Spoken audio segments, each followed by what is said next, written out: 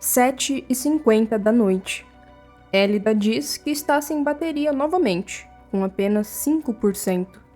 Seu marido, Luiz, responde: "Tá bom, vida. Tenta carregar para eu não ficar preocupado." "Pode deixar", diz ela. Luiz responde com um "te amo" e bom passeio. Algumas horas depois, cerca de 10h40 da noite, o homem, aparentemente preocupado com o sumiço da esposa, pergunta se está tudo bem. Elida e Luiz são casados há pouco mais de um ano e todos os veem como um lindo casal. Mas e se eu te disser que toda essa conversa foi feita quando Elida já estava sem vida? Minutos depois, câmeras de segurança do prédio onde o casal morava registram Luiz entrando com um carrinho de supermercado no elevador. Porém, ele volta com um carrinho cheio, coberto por um lençol. Aquele era o corpo de Elida, mulher que ele jurou amar e proteger. Esse caso é muito recente, aconteceu agora em novembro, e geralmente eu não trago casos tão atuais assim, por conta do desenvolvimento do caso. Às vezes eles estão no meio das investigações, ou o acusado não foi julgado ainda. Fora que quando eu trago esses casos mais recentes, eles podem mudar a qualquer momento. Imagina que eu faço um vídeo hoje e amanhã sai uma notícia que muda completamente o desfecho. Por isso, eu prefiro não trazer. Mas o caso de hoje em específico, vocês me pediram muito e coincidentemente aconteceu aqui do lado de casa e as pessoas daqui também pediram, então eu resolvi trazer. E assim que saírem mais notícias sobre esse caso, eu posso trazer um vídeo de atualização sem problema nenhum, só comentar aqui se vocês querem. Mas, se você ainda não conhece o canal, meu nome é Bianca Marcheso e eu faço vídeos de casos criminais voltados para o tema de feminicídio e violência contra a mulher em geral. Eu tenho mais de 140 vídeos inéditos aqui na plataforma, então se inscreve aqui embaixo para não perder nenhum vídeo que sai de terça e sexta. Também clica no botão do gostei aqui embaixo porque me ajuda muito na divulgação e me segue lá no meu Instagram que eu vou deixar aparecendo aqui na tela. E lembrando que o intuito dos meus vídeos é conscientizar as pessoas sobre a violência contra a mulher e não deixar com que as vítimas de feminicídio sejam esquecidas. E se você tem algum caso que você queira que eu traga aqui no canal, comenta aqui embaixo para que eu possa trazer.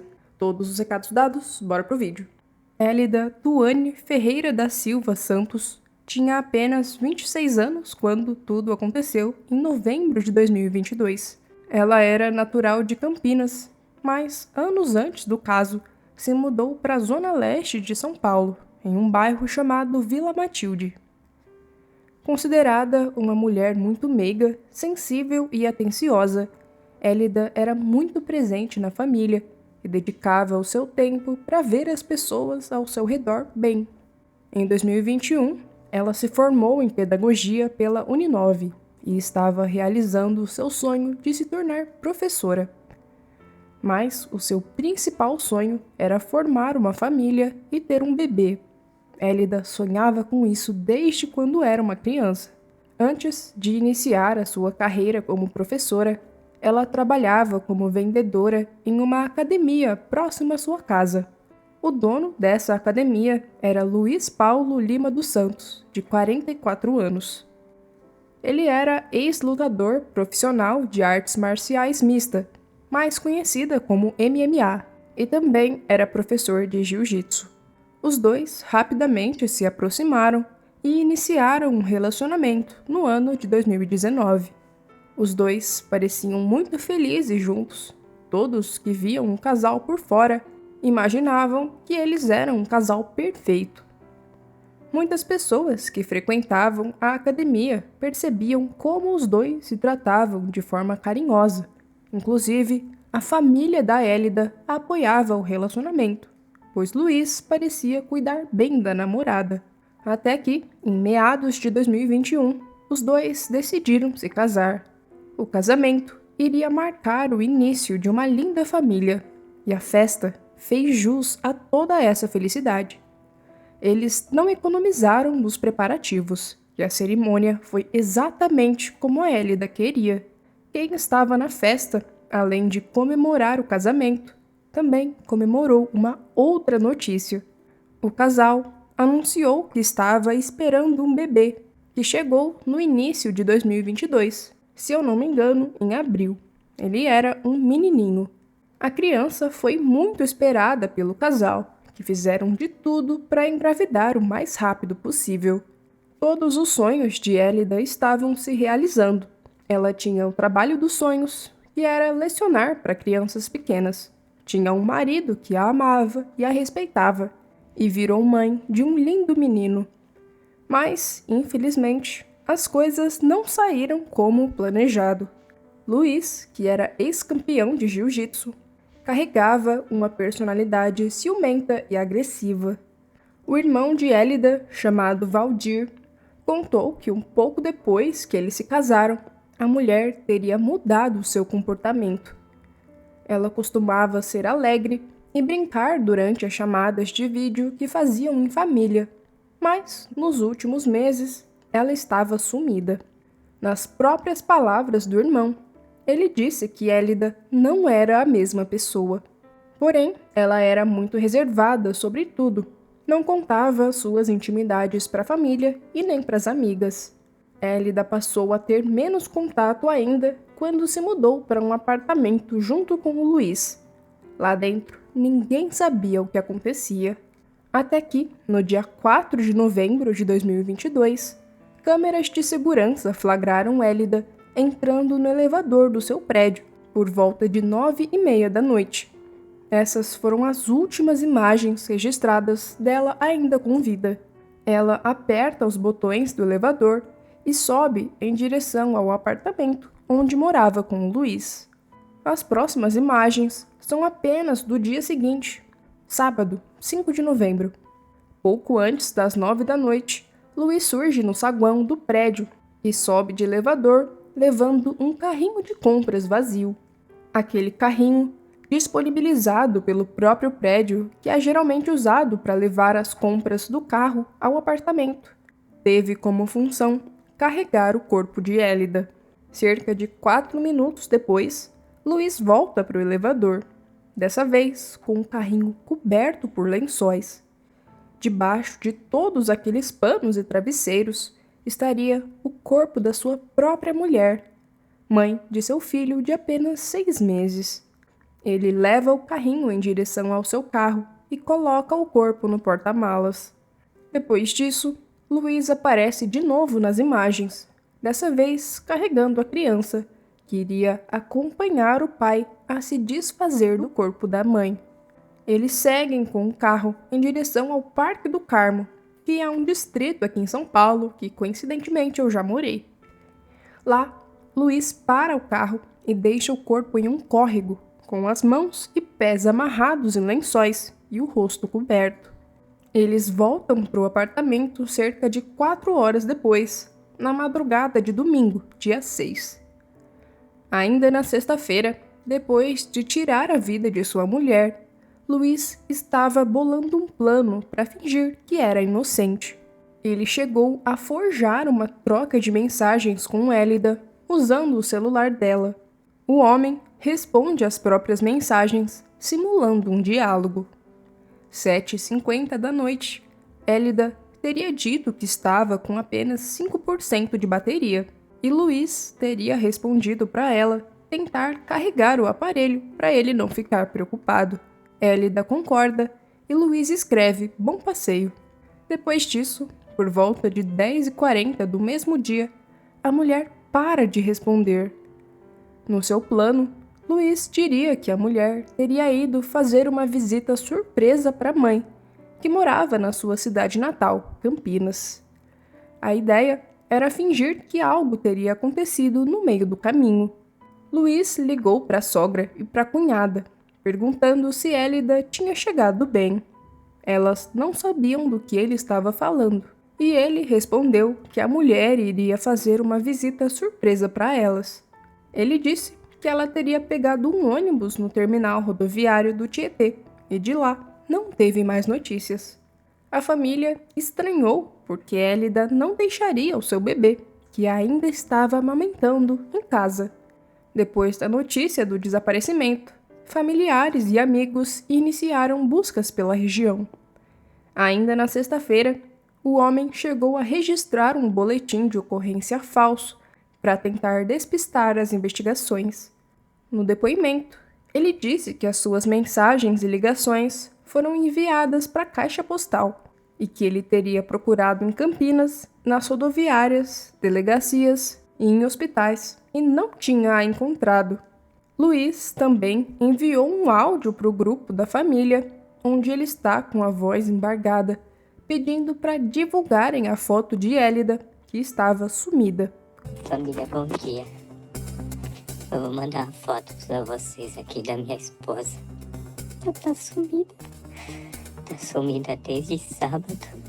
Se vocês puderem divulgar, agradeço.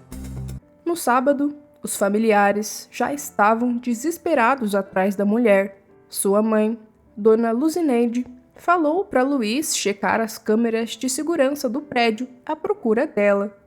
E foi o que ele fez, mas com o intuito de saber se algo que o incriminava havia sido gravado. Luiz foi em direção à portaria do prédio, chorando, e pediu para ver as imagens das câmeras, pois a sua esposa tinha desaparecido. A porteira permitiu, e eles viram Hélida entrando no apartamento e não saindo mais. Luiz pensou que as câmeras eram de um modelo antigo, onde ficavam armazenadas apenas imagens de 12 horas, e depois o arquivo era substituído pelas próximas 12 horas. Mas as câmeras eram de um modelo mais atual, que salva os arquivos, e essas imagens foram essenciais para sua prisão. Na manhã de domingo, Luiz viajou para Campinas e almoçou com a sogra, fingindo que nada tinha acontecido. Ao chegar lá, encontrou a família inteira muito preocupada. Ele disse que iria procurar na rodoviária de Campinas e perguntou a Luzineide se poderia deixar o seu revólver em cima do guarda-roupa. A mulher não desconfiou, pois Luiz tinha porte de armas e geralmente andava armado. Quando ele voltou da rodoviária, pegou a arma de volta e colocou na cintura. Abraçou a ex-sogra e fingiu que estava chorando. A história estava um pouco estranha, mas a família de Hélida não desconfiava de Luiz, pois os dois se amavam muito e não tinham nenhuma intriga. Eles não sabiam de nenhuma briga, nem de nenhum relacionamento extraconjugal. O que restava era aguardar notícias de Hélida. Mas, infelizmente, a notícia que chegou na terça-feira, dia 8 de novembro, não era a que eles esperavam. O corpo de uma mulher foi encontrado em um córrego no Parque do Carmo, região de Itaquera. Quando isso aconteceu, Luiz parou de agir normalmente. Ele foi chamado ao IML para reconhecer o corpo, mas não foi. E quem reconheceu que era Hélida foi o irmão dela, Valdir. Ele ligou para o Luiz para dar a notícia, mas o homem pareceu muito calmo. Eles estavam começando a juntar as peças. No dia seguinte, ele foi chamado para depor, mas não compareceu na delegacia. Quem passou as informações foram a mãe e a irmã de Hélida. Depois desse dia, ele parou de atender ligações e responder mensagens. A família só começou a desconfiar de Luiz quando ele não compareceu ao enterro da própria esposa. Ele não disse o motivo para ninguém além de sua irmã, falando que não teria ido, pois estava passando mal. Logo após encontrarem o corpo, a Polícia Civil mudou o rumo da investigação e passou a considerar o marido como suspeito, por causa de seu estranho comportamento e por causa de umas outras lacunas em branco. Vários indícios apontaram a ocorrência de um crime cometido por alguém próximo, como o rosto coberto, que sinaliza que o assassino tinha remorso, e o fato de o corpo estar enrolado em um lençol de boa qualidade. Quando o criminoso tapa o rosto da vítima, o sentimento geralmente é vergonha e o remorso, e indica que os dois tinham uma relação próxima. O lençol que o corpo foi encontrado era de uma cama de casal e de boa qualidade, objeto que foi retirado da própria cama deles. Isso fez com que a polícia descartasse crimes como latrocínio ou o envolvimento de facções criminosas. Esses indícios que mostravam a participação do marido surpreenderam a polícia e a todos, já que, nas redes sociais, o casal aparentava ter uma vida muito feliz. Depois que as câmeras do apartamento passaram por perícia, eles não tinham mais dúvidas. Luiz havia tirado a vida da esposa. Ao ser confrontado com as imagens das câmeras, ele confessou o crime. Antes de se entregar para a polícia, ele deixou o bebê com a sua família. Depois disso, foi levado para a penitenciária e teve a sua prisão temporária concedida. As investigações indicaram que Elida teve a sua vida ceifada com 4 tiros de arma de fogo, muito provavelmente aquela arma que o Luiz levou na casa da sogra. Na primeira audiência, o homem combinou com a advogada que o crime ocorreu por legítima defesa. Na versão deles, Elida teria ficado com muitos ciúmes de Luiz após o nascimento do bebê e chegou a fazer ameaças contra ele. Na audiência de custódia, a advogada leu um texto de mais de 3 minutos para a juíza, afirmando que Luiz teria se defendido da esposa que sabia usar armas, inclusive fuzis. Porém, a acusação não acredita nessa versão, e ninguém tem nenhuma prova dessas tais ameaças que o homem sofria. Como o caso ainda está sendo investigado, não temos a clareza de todas as informações. A Secretaria de Segurança Pública afirmou que a investigação continua e outros detalhes serão preservados para garantir a autonomia do trabalho policial. A motivação do crime ainda não foi constatada, apesar do Luiz afirmar que foi por uma crise de ciúmes. O crime, infelizmente, aconteceu na frente do bebê de 6 meses, que hoje é disputado pelas duas famílias. Como eu disse, antes de se entregar, o Luiz levou o bebê para a casa dos pais dele, que ainda estão com a criança. Mas a família de Elida, principalmente a sua mãe, não abre mão de cuidar do neto. Advogados estão tentando fazer um acordo entre as famílias para a guarda ficar com a mãe da vítima e não com a do acusado. Uma advogada especialista em direito de família diz que a lei não prevê que a criança deva necessariamente ficar com a família da vítima, mas consideram o que é melhor para a criança, e é o que eles estão tentando determinar atualmente. Dona Luzineide tem medo de que a guarda da criança fique com a família de Luiz, pois, como a justiça no Brasil é falha, ele voltará para casa em breve e pode ter contato com o bebê. Como o caso é muito recente, ainda não teve julgamento, mas se o Luiz for condenado por feminicídio, poderá pegar de 15 a 30 anos de prisão. E essas são as últimas notícias que temos do caso. Elida Tuani foi mais uma vítima de feminicídio que aconteceu aqui no Brasil. Bom, gente, esse foi o caso de hoje. Comenta aqui embaixo alguma mensagem de apoio para os parentes da vítima, porque muitas vezes eles assistem aos vídeos. Curte, comenta e compartilha para apoiar o meu trabalho. Não esquece também de me seguir lá no Instagram, que eu vou deixar aparecendo aqui na tela. Até o próximo vídeo. Beijos.